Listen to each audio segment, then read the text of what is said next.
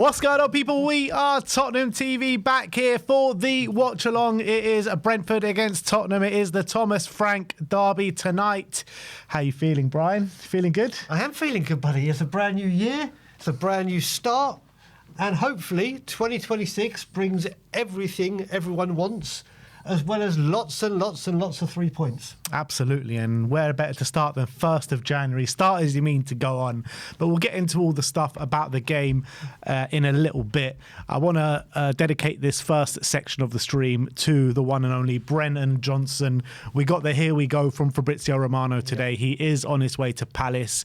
Apparently, he is conducting the medical this evening as well, so this deal really did gather pace really quickly. We heard only a few days ago that it seemed imminent. Other players and other clubs were coming in for him, Everton's, Sunderland's and Bournemouth's, but look, Palace, it felt like it was always going to be Palace. And for £33 million, Brennan Johnson is gone. He goes a hero as well. Yep. Let's just read out the tweet that Fabrizio Romano did put out. So he says, Brennan Johnson to Crystal Palace. Here we go. Deal agreed. Also on the player side with personal terms in place.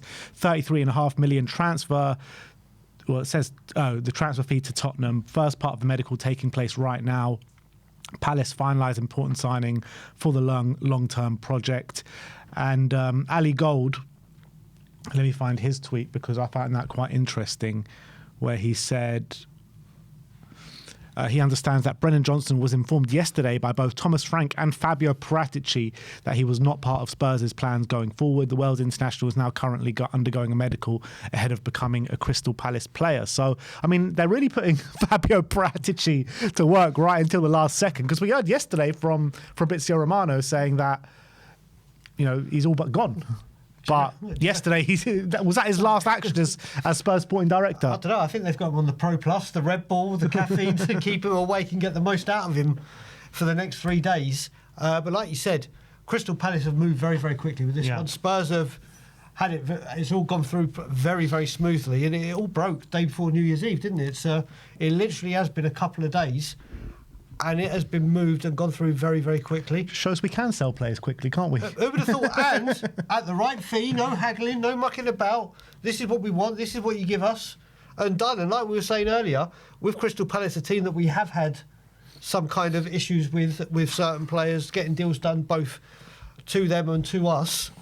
Maybe this is a show of intent to say, listen, this is the new way that we are going to be dealing with transfers. We're building bridges, but we've lost Brennan Johnson. And like you said, he goes out and gave us an incredible moment in Bilbao, top goal scorer last season, and wish him nothing but the best in his new venture at Palace. Yeah, absolutely. And I think he's going to smash it at Palace. I think it's a team that, I think the transfer just makes sense. I mean, it makes sense for Tottenham if we actually upgrade on him. But in terms of the bare face of things, of Brennan Johnson, what he is as a player, a very good player, but also a limited player, but I think he's a very good finisher, and I think he's probably the best finisher at the club in my opinion, and he's going to a team that I think will play to his strength. I don't think Spurs play to his strength.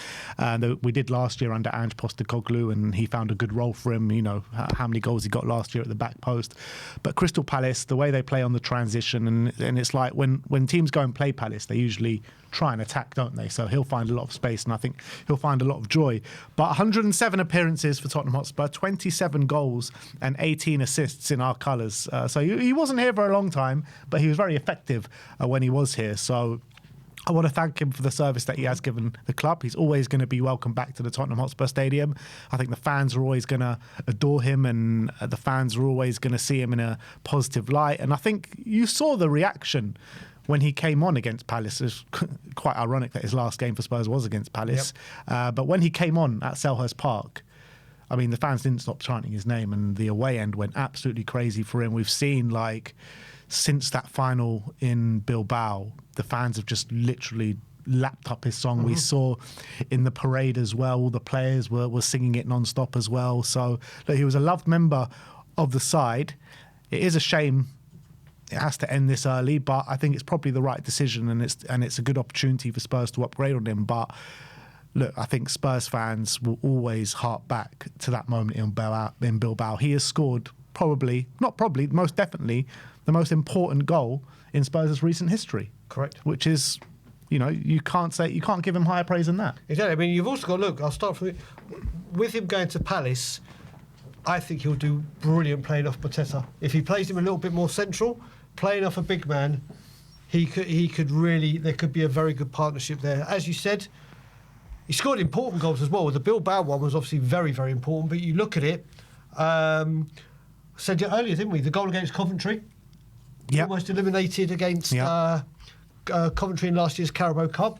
Then he went on the 6-goal run. He scored the first goal in the semi-final, didn't he? He did chip in with very, very important goals. I can't agree more with what you said about.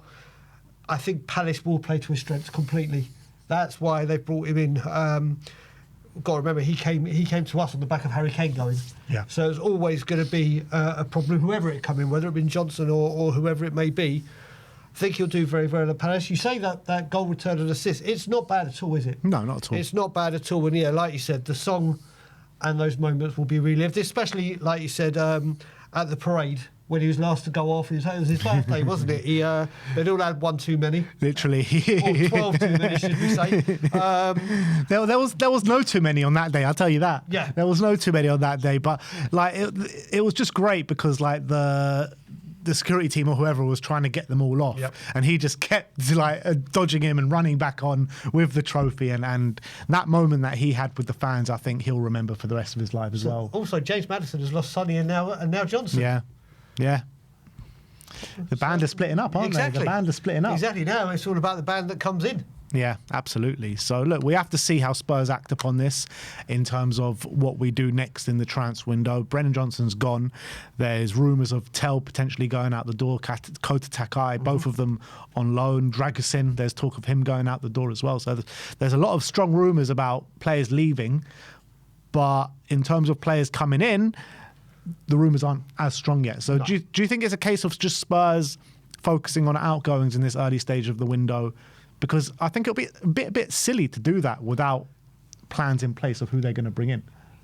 You know, it's a hard one to answer, but I think there's things going on. I think there are things going on in communication. Like we said, what we've got to take into consideration again, like we said with the outgo, this is a brand new transfer team. We don't know if they're going to be like a Paratici that has a million rumours going off and we're actually focusing on one, or a Lange where everything's quiet and then bang, here you go. So we'll have to wait and see, but you would hope early part of next week latest we'd start hearing some strong links that things are underway for players coming in. With Spurs selling their highest scorer in the last 3 seasons, Kane, Sonny, now Brennan Johnson, does that mean Richarlison's out the door next summer? Who knows? Who knows? But I think what we've got to see with this is, obviously, we have lost 3, like I said, in a row, 3 top goal scorers. And we really haven't replaced one of them. I mean, Solanke's come in, but obviously the injuries, and it didn't set the world alight last season. Spurs have to bring in a guaranteed 20-plus goal player, don't they? Yeah. Whether that happens this January or they do it in the summer, Spurs need a guaranteed 20 goal a season. I think we need someone now who can provide us goals and assists regularly from the wings. That's just facts. Like, you can't get rid of Brennan Johnson. As much as he wasn't getting too much of a look in, he was the one on the wings that you could say, like, you trust him to get those goals. Like I said, I thought he was the best finisher at the club. So we need to bring someone that can provide at least the same amount as Brennan, or if not more. So do you think right now, and we can say this to the chat as well, do you think it's more important that we bring in a winger that can create and score right now, or, because Solanke's coming, or we bring in a striker? No, a winger for sure. We see Has to be a winger. If Brennan's gone, we have to replace him. let's say Solanke has another setback in January. Well, we've still got Richie and Mawani. Mawani, who's got no goals in the Premier League. Yeah, he's got no goals in the Premier League, but he scored 2 goals against PSG. Yeah. I am more worried about look, don't get me wrong. I do. If those are our 2 striking options, I'm not sure if it's good enough. However, Richarlison is scoring quite consistently. Yep. We got no one on the wings that's doing the same. Correct. So we need a winger. If we're going to sell Brennan Johnson and let Matisse Tell go out on loan, we need a winger. Oh, if Matisse goes, then much more than a striker. Yeah, 100%. In my opinion. That I completely agree. And look, with the striker thing, like we've seen, I know, it's a laughable matter, but we've seen Dom Solanke back in training now. We don't know how long he's going to be, but we've seen him back in training, and we've got 2 other strikers there as well. Yep. So with Brennan going, with potentially Matisse going, it's so important that Spurs bring in another winger. Do you feel like, we spoke about it before in the update, but do you feel like the way that they're going to do it is bring in a left winger and then in hope that Kulusevski's going to be back pretty soon? I don't know. I mean, are there many players that can actually play both? Well, Savinho can. So he can. But you look at it, there are players that can play on the left, but then if you lose Intel, that's another one down. But right now, it is Mohamed Kudus, who, whether people think he's looked tired recently or he's just not running enough at players is one way to look at it. But we've had absolutely no news on Kulu, have we? So we don't know if he's back shortly, if he's back end of the month, February, March. So I think right winger may be more important right now because we don't know anything about Kulusevski. If I heard Kulusevski will be back in 3 to 4 weeks, then it might be left-sided. Whatever you want to say about the Brennan Johnson deal, what you can say about it is that Spurs are acting ruthless, and that's what we've wanted for so long. But again, I'll just reiterate, it's all about what happens next now and what happens and who comes in. Because if we go and get, like, let's say, Kevin Shardy or something like that, I don't think that moves the needle enough. I think Kevin Shardy is a good player, but I also think Brennan Johnson's a good player, and I think they're probably about similar level, and maybe Kevin Shardy is just a little bit better, but they're the same calibre of player. So we need to move up. We need to go a step above Brennan Johnson. Do you know the difference I feel with them is Shardy is more of a creator and Johnson is more of a scorer, isn't he? So whereas they're very similar players, their key attributes is very, very different things. And as you were saying, creativity is what we need. So I get where you're coming from, but I would want better than Shardy. But Shardy came in. No, I agree with you. That's what I'm saying. But we'll see what happens. We've got 30 more days to go. Yeah, absolutely. So the first day of the window, Spurs have already got a bit of business done with outgoings. But that is the breaking news in the last hour. Brennan Johnson to Crystal Palace. Here we go.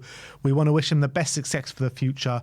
And look, he will always be remembered here as an absolute hero for that night in Bilbao. And let's not forget as well, he scored in the semi-final to set us on our way against Boda as well. So he was a man that scored big goals for Tottenham Hotspur, and we need to replace that urgently, in my opinion. So let us know your thoughts on the deal in the comments section below. Do you think this will end up being a good deal for Tottenham?